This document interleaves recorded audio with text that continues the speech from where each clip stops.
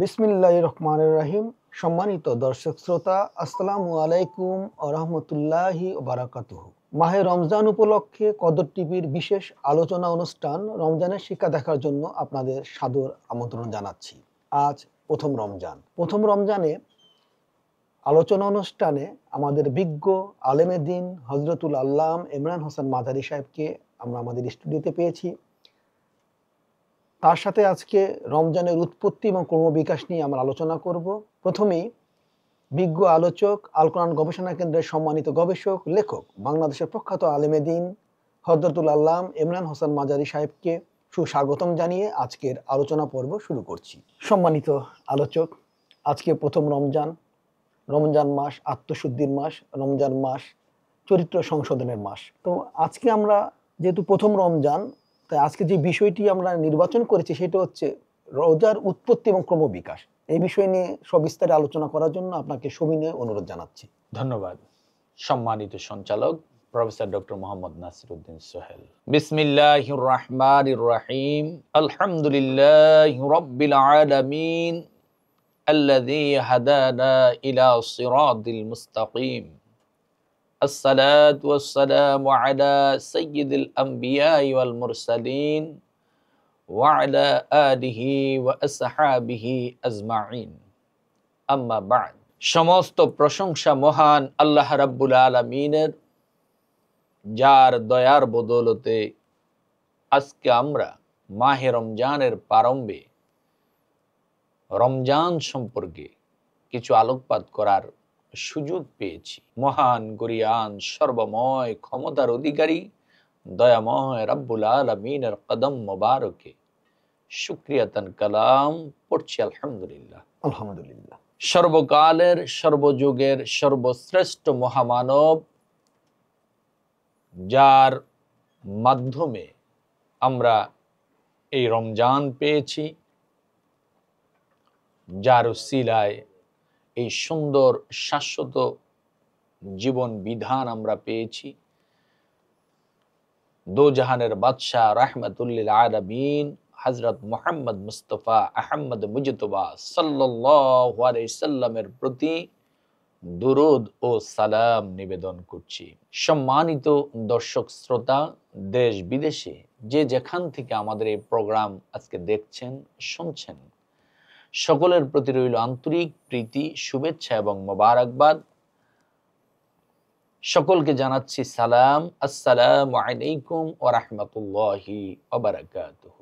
সম্মানিত সঞ্চালক, আমাদের মাহে রমজান শুরু হয়েছে।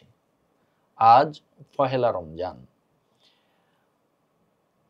রোজা বা রমজানের উৎপত্তি কখন থেকে এবং এর ক্রমবিকাশ কিভাবে আপনি জানতে চেয়েছেন। রমজানের উৎপত্তি সম্পর্কে রাব্বুল আলামিন কালামে পাকে সূরা বাকারার মধ্যেই বলেছেন, কামা কুতিবা আলাল্লাযীনা মিন ক্বাবলিকুম, যেমনি ভাবে তোমাদের পূর্ববর্তীদের উপর এই রমজান দেওয়া হয়েছিল বা পূর্ববর্তীর উপর ছিল। তো আমাদের পূর্ববর্তী বলতে আমরা তো মুহাম্মদ সাল্লাল্লাহু আলাইহি ইসলামের অনুসারী উম্মত। আমাদের পূর্ববর্তী বলতে ঈসা আলাইহিস সালাম, ইয়াহইয়া আলাইহিস সালাম, জাকারিয়া আলাইহিস সালাম, দাউদ আলাইহিস সালাম, সুলাইমান আলাইহিস সালাম, মুসা আলাইহিস সালাম, ধাপে ধাপে সে আদম আলাইহিস সালাম পর্যন্ত আল্লাহর পয়গম্বর যারা জগতে এসেছেন, অর্থাৎ মুহাম্মদ সাল্লাল্লাহু আলাইহি ইসলামকে যেমন রমজান দেওয়া হয়েছে, আল্লাহ বুঝাতে চাচ্ছেন যে উম্মতে মুহাম্মদের উপরে যেভাবে রোজাকে ফরজ আমি করেছিলাম বা করছি, ঠিক পূর্ববর্তীদের উপরও এই রোজা ফরজ ছিল। তবে কোন জামানায় কিভাবে রোজার বিধান ছিল, এটা এক এক যুগে এক এক রকম সিস্টেম ছিল, বা এক এক যুগে এক এক রকম ভাবে এক এক দিন রোজা পালন করা হতো। আমরা যেমন 30 দিন রোজা পালন করি, রমজান মাস পুরা 1 মাস রোজা পালন করি। এটা পূর্ববর্তী যুগে এই বিধান এরকম ছিল না। বিজ্ঞ আলোচক, এবং রোজা রাখার প্যাটার্নও তো এরকম ছিল না। আমরা যেমন সূর্যোদয় থেকে সূর্যাস্ত পর্যন্ত না খেয়ে থাকার যে বিধানটা, আমাদের রোজার প্রাথমিক অবস্থার প্যাটার্ন এরকম ছিল না, যেটা মুহাম্মদ সাল্লাল্লাহু আলাইহি ইসলামের রমজানের রোজার প্রাথমিক অবস্থায় ঘুমানোর সন্ধ্যার পরে ইফতার খেয়ে ঘুমানোর, যদি কেউ ঘুমায় যেত সাথে সাথে তার রোজা শুরু হয়ে যেত। সারা রাত্রি রোজা, সারা দিন রোজা, আবার সূর্যাস্তের পরে ইফতার করে রোজা ভঙ্গ করত। পরবর্তীতে বিশেষ প্রেক্ষাপটে, কিছু কিছু ঘটনার প্রেক্ষাপটে আল্লাহ রাব্বুল আলামিন রোজাকে, রাতের রোজাটাকে মওকুফ করে দিলেন, যে সুবহে সাদিক থেকে সূর্যাস্ত পর্যন্ত রোজার বিধান দিয়ে দিলেন। এই রোজার উৎপত্তি বাবা আদম আলাইহিস সালাম থেকে শুরু করে সর্বকালই রোজা ছিল, রমজান রোজা ছিল। কিন্তু আদম আলাইহিস সালামের জামানায় রোজার ধরন কি ছিল এটা আমাদের জানা যাচ্ছে না, বা এটা সম্পর্কে আমরা কোরআন, হাদিস বা তাফসিরে বিভিন্নভাবে অ্যাঙ্গেলে এটার ধরন আমরা খুঁজে পাচ্ছি না যে কেমন ছিল। কিন্তু ইবনে আব্বাস রাদিয়াল্লাহু তাআলা আনহু সহ বেশ কয়েকজন সাহাবী থেকে বা তাবি থেকে বর্ণনা আছে যে হযরত নূহ আলাইহিস সালাম এর জামানা থেকে মুহাম্মদ সাল্লাল্লাহু আলাইহি ইসলাম পর্যন্ত রমজানের রোজা ফরজ হওয়ার পূর্ব পর্যন্ত 3 দিন রোজা রাখার বিধান ছিল। যখন রমজানের রোজা ফরজ হয়ে গেল তখন এই বিধানটা রহিত হয়ে গেল। এইভাবে কিছু তথ্য জানা যায়। ইব্রাহিম আলাইহিস সালামের জামানায়, নূহ আলাইহিস সালামের পরে জগতে এসেছেন হযরত হুদ আলাইহিস সালাম, হযরত সালেহ আলাইহিস সালাম। এরপরে জগতের বুকে আল্লাহ রাব্বুল আলামিন পাঠিয়েছেন উলুল আজম পয়গম্বর হযরত ইব্রাহিম ও খলিলুল্লাহ আলাইহিস সালামকে। তার জামানায়ও রমজানের রোজার বিধান ছিল বলে জানা যাচ্ছে। যেমন কোন কোন বর্ণনায় যে সহিফায়ে ইব্রাহিম, হযরত ইব্রাহিম আলাইহিস সালামকে পহেলা রমজানে আল্লাহ রাব্বুল আলামিন তার উপর নাজিল করেছিলেন, সহিফায়ে ইব্রাহিম। এবং তিনি যে রোজা রাখতেন, অন্য বর্ণনা থেকে এইভাবে যে উনি মেহমানদারিতে অভ্যস্ত ছিলেন, পছন্দ করতেন মেহমানদারি করা, মেহমান নিয়ে খাবার খাওয়া। কোন কোন বর্ণনায় যে উনি যদি মেহমান খুঁজে না পাইতেন তাহলে তিনি আল্লাহর রাহে ওই দিন রোজা নিয়ত করে নিতেন, রোজা রাখতেন। তাহলে বোঝা যাচ্ছে যে ইব্রাহিম আলাইহিস সালামের জামানায়ও রোজা ছিল। পরবর্তীতে আমরা যদি আসি ইহুদি সম্প্রদায়, হযরত মূসা আলাইহিস সালামের অনুসারী হিসাবে আমরা যাদের আখ্যায়িত করে থাকি, ইহুদি সম্প্রদায় অর্থাৎ মূসা আলাইহিস সালামের জামানায়ও রোজার বিধান ছিল। ইভেন মূসা আলাইহিস সালাম নিজেও যেদিন আল্লাহর কাছ থেকে তাওরাত কিতাব লাভ করবেন সেই দিন রাব্বুল আলামিন তাকে ডেকে নিয়েছিলেন এবং 30 দিন সেখানে ইতিকাফ করে রোজা রাখার জন্য বলেছিলেন। এবং তিনি 30 দিন পর যখন আল্লাহর সাথে কথা বলতে যাবেন এমন সময় তিনি দাঁত পরিষ্কার করে নিলেন যে আমার মুখ থেকে গন্ধ বের হচ্ছে, আল্লাহর সাথে কথা বলবো। কিন্তু রাব্বুল আলামিন এটা পছন্দ করলেন যে আমি তো তোমার এই মুখের সুঘ্রাণটা আমার কাছে খুব প্রিয়, যে আমার উদ্দেশ্যে তুমি রোজা রেখেছো।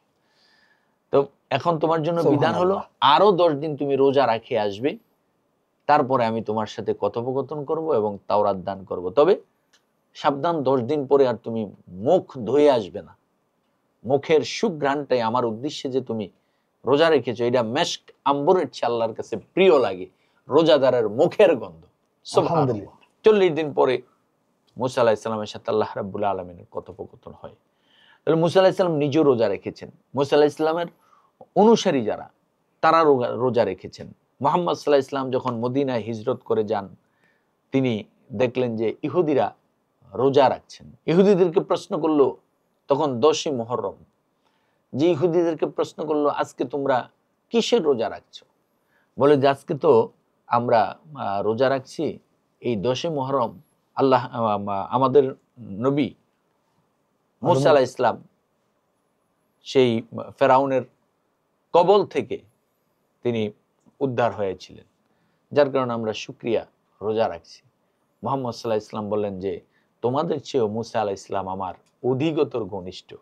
সুতরাং উম্মতে মুহাম্মদীকে, তার সাহাবীদেরকে বললেন তোমরা 10 মুহররম রোজা রাখো, তবে ইহুদিদের মতো একদিন রেখো না, আগের দিন একটা 10 অথবা মুহররম। পরের দিন একটা, মোট 2টা রেখে তাদের যেন সামঞ্জস্যতা না হয়। তারা তো একদিন রাখে, উম্মতে মুহাম্মদী 2টা রোজা রাখে। এইভাবে ইহুদিদের রোজা সম্পর্কে জানা যাচ্ছে যে মুসা আলাইহিস সালামের জামানায় বা মুসা আলাইহিস সালাম অনুসারীরাও রোজা রাখতেন।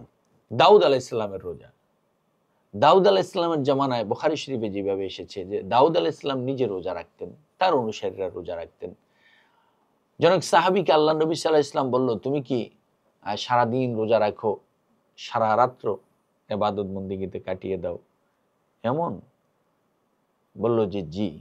আল্লাহ নবী বললেন যে এরকমটা যদি করো তাহলে তুমি দুর্বল হয়ে পড়বে, তোমার চক্ষু বসে যাবে। তুমি এটা না করে প্রতি মাসে তুমি 3 দিন রোজা রাখো। সাহাবী বলল, ইয়া রাসূলুল্লাহ, এর চেয়ে যদি সামর্থ্য আমার বেশি থাকে। আল্লাহ নবী বলল, তাহলে তুমি সাওমে দাউদি, যেই হযরত দাউদ আলাইহিস সালাম দাউদ আলাইহিস সালামের সাওম, এই সাওম এই রোজা রাখো তুমি। সাওমে দাউদি, দাউদ আলাইহিস সালামের রোজা রাখো। উনি একদিন রোজা রাখতেন, একদিন রোজা ভঙ্গ করে থাকতেন, আবার আরেকদিন রোজা রাখতেন, আরেকদিন রোজা রাখতেন না। আল্লাহ নবী বললেন, তিনি দুর্বল হন নাই এবং যুদ্ধের ময়দানেও তিনি পালায়নও করেন নাই, শক্তিশালী ছিলেন। তো এই দাউদ আলাইহিস সালামের জামানায় এইভাবে রোজার সিস্টেম ছিল। এরপরে যদি আমরা তাকাই যে খ্রিস্টান সম্প্রদায়, তাদের নবী হযরত ঈসা আলাইহিস সালাম, ঈসা আলাইহিস সালাম, তিনি রোজা রাখতেন। তিনি জিতেন্দ্রীয় ছিলেন, ইন্দ্রিয়কে জয় করেছিলেন। তিনি বিবাহ শাদী করেন নাই, তিনি আল্লাহর ধ্যানে, আল্লাহর প্রেমে বিভোর হয়ে থাকতেন। তিনি সারা বছরের রোজা রাখতেন, ইন্দ্রিয়কে সংযমী করে রাখতেন। তাহলে ঈসা আলাইহিস সালাম নিজে রোজা রাখতেন, তার অনুসারী তাহলে খ্রিস্টান সম্প্রদায় রোজা রাখে। এরপরে তার আম্মা যান হযরত মরিয়ম আলাইহিস সালাম, তিনি একদিন রোজা রাখতেন, 2 দিন রোজা রাখতেন না, একদিন রোজা রেখে 2 দিন গ্যাপ দিয়ে আবার রোজা রাখতেন। এইভাবে সুলাইমান আলাইহিস সালাম, তিনি রোজা রাখতেন। তিনি রোজা রাখতেন হলো মাসের শুরুতে 3 দিন রোজা রাখতেন, মাসের মাঝখানে 3 দিন রোজা রাখতেন, আবার মাসের শেষ 3 দিন গিয়ে রোজা রাখতেন। মাসে 9টি রোজা রাখতেন। মানে তিনি চিন্তা করছেন যে আমি রোজা দিয়ে মাস শুরু করব, রোজা দিয়ে শেষ করব। মুহাম্মদ সাল্লাল্লাহু আলাইহি সাল্লাম তিনি মাসে যে 3 দিন রোজা, মাসের 13 তারিখ, 14 তারিখ, 15 তারিখ, এই 3 দিন রোজা রাখতেন। প্রতি সপ্তাহে তিনি সোমবার দিন রোজা রাখতেন। আর যখন রমজানের রোজা ফরজ হয়ে গেল, সোমবার দিন রোজা রাখতেন। মুহাম্মদ সাল্লাল্লাহু আলাইহি সাল্লাম তার শুভ জন্মদিন স্মরণ করে যে আল্লাহ রাব্বুল আলামিন আমাকে এই জগতের বুকে এদিনে পাঠিয়েছেন এবং এই দিনে সর্বপ্রথম আমার উপর ওহী নাজিল হয়। এই শুকরিয়াতান নবীজি তার শুভ জন্মদিন স্মরণ করে এবং আল্লাহর শুকরিয়া আদায় করে প্রতি সোমবার নবীজি রোজা রাখতেন। তাহলে নবীর শুভ জন্মদিনটা নবীজি ফলো করতেন, বারটাকেও ফলো করতেন।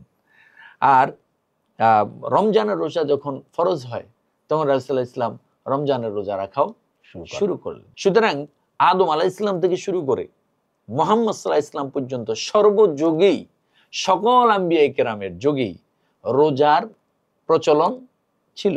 তাহলে রোজার উৎপত্তি যদি আমরা আদম আলাইহিস সালাম থেকে শুরু করি, ক্রম বিকাশে দেখা যায় মুহাম্মদ সাল্লাল্লাহু আলাইহি ওয়াসাল্লাম পর্যন্ত সকল যুগেই রোজার বিধিবিধান ছিল। আল্লাহ রাব্বুল আলামিন আমাদেরকে তার ইচ্ছা মাফিক রোজা রেখে আল্লাহর সন্তুষ্টি অর্জন করার তৌফিক দান করুন, আমিন। ধন্যবাদ বিজ্ঞ আলোচক। রোজার উৎপত্তি এবং ক্রমবিকাশ নিয়ে আপনি চমৎকারভাবে আলোচনা করেছেন, আপনাকে আবারও ধন্যবাদ জানাচ্ছি। দেশ ও বিদেশের সম্মানিত দর্শক শ্রোতা, আল কোরআন গবেষণা কেন্দ্রের সম্মানিত গবেষক, বাংলাদেশের প্রখ্যাত আলেমে দ্বীন হযরতুল আল্লামা ইমরান হোসেন মাজারি সাহেব তার গবেষণালব্ধ জ্ঞানের আলোকে আজকে রোজার উৎপত্তি এবং ক্রমবিকাশ নিয়ে চমৎকার আলোচনা করেছেন। তার আলোচনা থেকে আমাদের জানার সুযোগ হলো রোজা শুধু উম্মতে মুহাম্মদের জন্য নয়, এই রোজা হযরত আদম আলাইহিস সালাম থেকে শুরু করে সকল নবী রাসূলগণের যুগে ছিল। সকল নবী রাসূলগণ রোজা রেখেছেন এবং তার উম্মতরাও রোজা রেখেছেন। আজকের এই আলোচনা থেকে আমার মনে হয় আমরা রোজা সম্পর্কে একটি সুস্পষ্ট ধারণা লাভ করেছি।